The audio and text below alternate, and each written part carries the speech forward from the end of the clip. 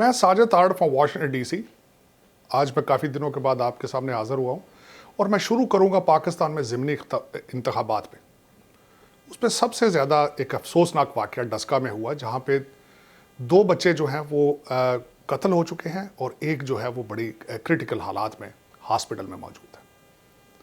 میں اس کو جمہوری دہشت گردی کہوں گا اور آج آپ کے سامنے میں جمہوریت کے چیلنجز کو رکھنے کی کوشش کروں گا.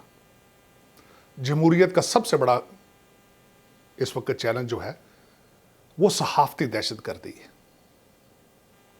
ڈیڈ باڈیز کی کوئی پولیٹیکل پارٹیز نہیں ہوتی, درد اور بھوک کا کوئی مذہب نہیں ہوتا. اب صحافتی دہشت گردی کیا ہے؟ جمہوریت کو یہ کہاں لے کے جا رہی ہے؟ امریکہ میں ڈونلڈ ٹرمپ صحافتی دہشت گردی کا شکار ہوئے. انہوں نے یہاں پہ میڈیا کو فیک نیوز کا نام دیا. انڈیا میں گودی میڈیا کہا جا رہا ہے. پاکستانی جتنے صحافتی لوگ ہیں انہوں نے یوٹیوب چینل بنا کے وہاں پہ ریفیوج حاصل کیا. نفرتیں, ایک دوسرے کے ساتھ جھگڑا, یہ زیادہ تر کہاں سے شروع ہو رہا ہے اس وقت؟ سیاق و سباق سے ہٹ کے لوگوں کو ان کی کریکٹر اسیسینیشن کی جاتی ہے, اپنی مرضی کی نیوز لگائی جاتی ہیں.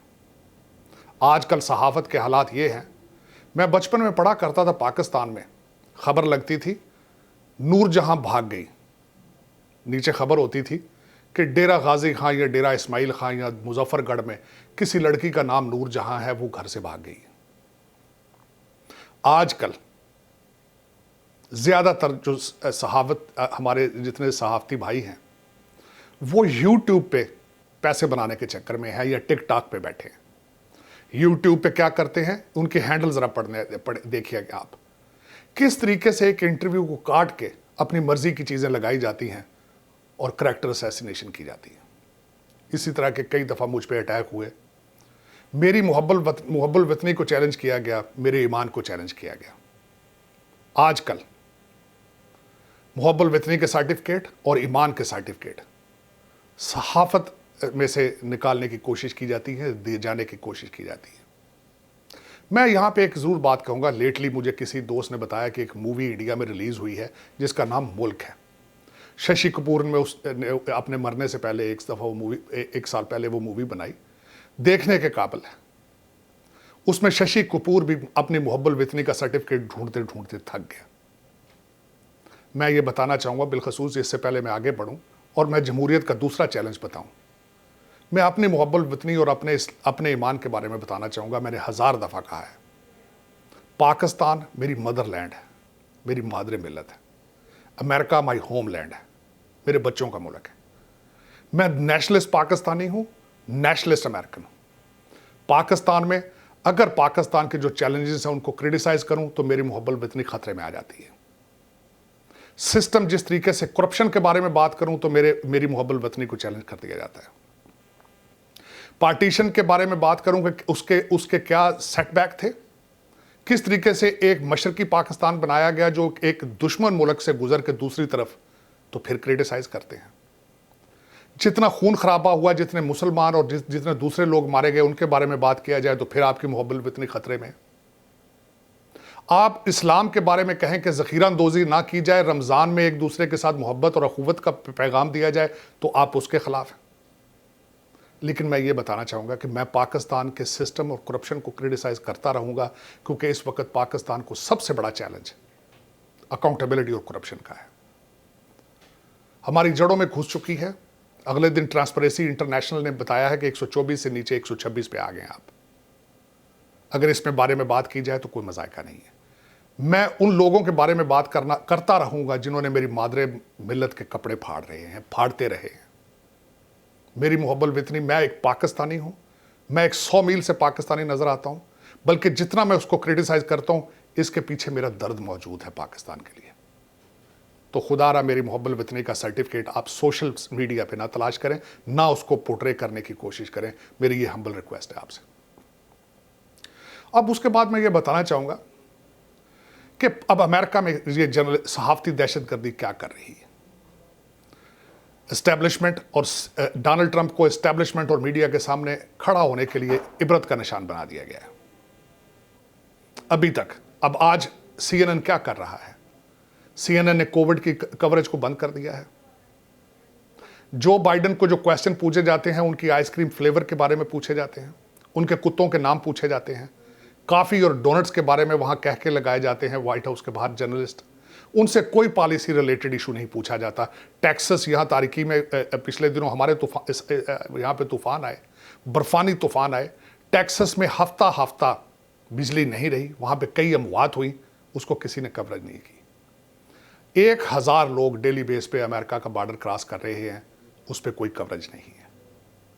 इकॉनमी, आर्टिफिशियल इकॉनमी, आर्टिफिशियल क्यों है? क्योंकि आजकल अमेरिकन गवर्नमेंट सिर्फ कोरोना रिलेटेड पैसों में अपने प्रोग्राम्स में पैसा पंप कर रही है, लोगों को घर बिठा के चेक दे रही है।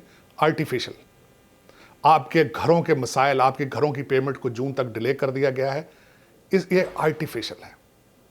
एक काम करने वाला जो काम करने जाता है, यहां पे सिस्टम है कि वो अपने बच्चों को स्कूल छोड़ के जाता है। स्कूल पिछले 1 साल से बंद है और उनका खोलने का कोई प्रोग्राम नहीं गवर्नमेंट का, उसको बिल्कुल क्रिटिसाइज नहीं किया जा रहा। जराइम न्यूयॉर्क और शिकागो में इतने बढ़ चुके हैं कि आप सोच नहीं सकते। उसके बारे में मीडिया का जवाब यह था कि बच्चे घरों में बैठे बोर हो चुके हैं, इसलिए क्राइम बढ़ रहे हैं। ये अमेरिका के हालात हैं। फॉक्स न्यूज ने एक स्टोरी ब्रेक की है कि जब डोनाल्ड ट्रंप साहब प्रेसिडेंट थे तो जॉन कैरी और बाइडेन एडमिनिस्ट्रेशन में उनके एडवाइजर जो आजकल हैं, ये ईरान से मुसलसल राब्ते में थे और उनको बताते रहे हैं कि आप घबराएं नहीं, आप वेट करें, हम वापस पावर में आके आपसे डील शुरू करेंगे। 1 मिनट के लिए अगर ये सोचें कि ये चीज़ अगर डोनाल्ड ट्रंप के दौर में होती तो क्या रिजल्ट होते।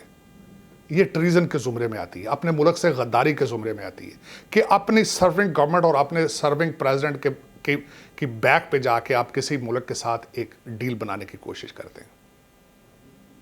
अब देखें, इस वक्त सबसे बड़ा इशू न्यूयॉर्क में चल रहा है गवर्नर कोमो का।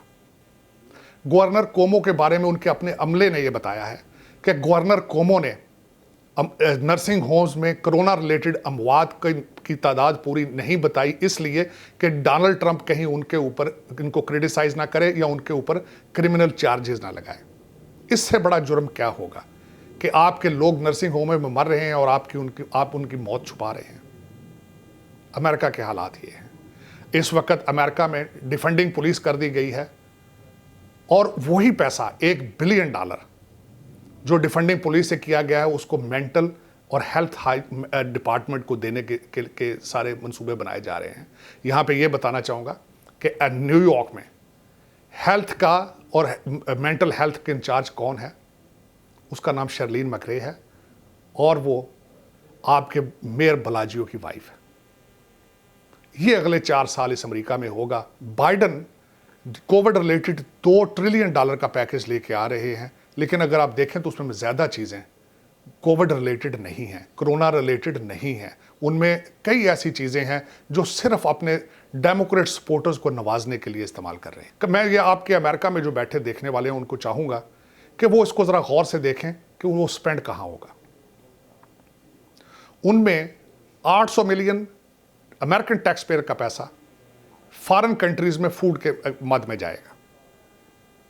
इस वक्त यह भी देखा जा रहा है कि अमेरिकन एडमिनिस्ट्रेशन चाहती है कि ईरान को एटॉमिक कंट्री एक्सेप्ट किया जाए।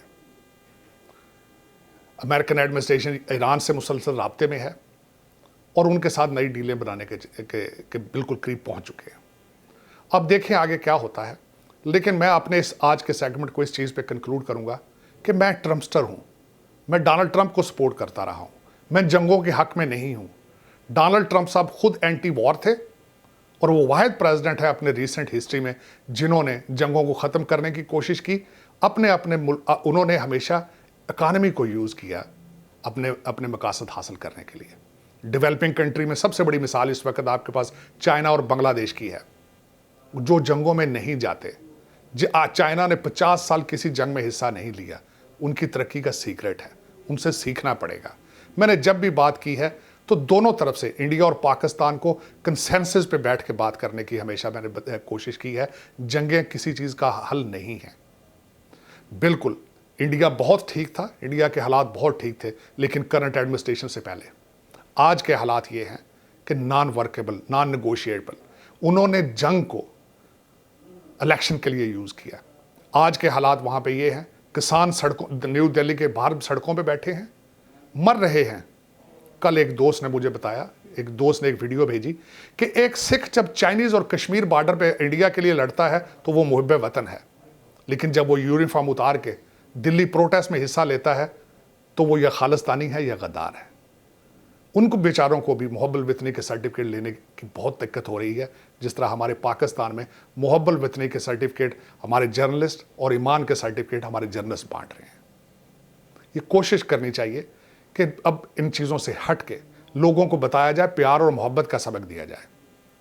हमारा मज़हब इस्लाम, जिसका नाम ही पीस है, प्लीज़ लड़ाई झगड़े और नेगेटिव चीज़ों से बचना चाहिए। और ख़ासकर आजकल कोरोना के दौर में सबसे बड़ी चीज़, सबसे बड़ी नेमत आपके पास क्या है? आपकी सेहत है। तो कोशिश करें कि हार्मनी और प्यार और मोहब्बत की बातें करें। जिस तरह मैंने आपको पहले अर्ज़ किया, दर्द और भूख का कोई मज़हब नहीं होता, उनकी कोई सियासी पार्टी नहीं होती। डस्के में जो 2 बच्चे मर चुके हैं, आज उनकी माँ से पूछें कि आप नून लीग की हो या पीटीआई की हो। तो मैं आज इसी के साथ सेगमेंट को बंद करूंगा। इंशाल्लाह दोबारा जल्दी हाजिर होऊंगा। पाकिस्तान जिंदाबाद।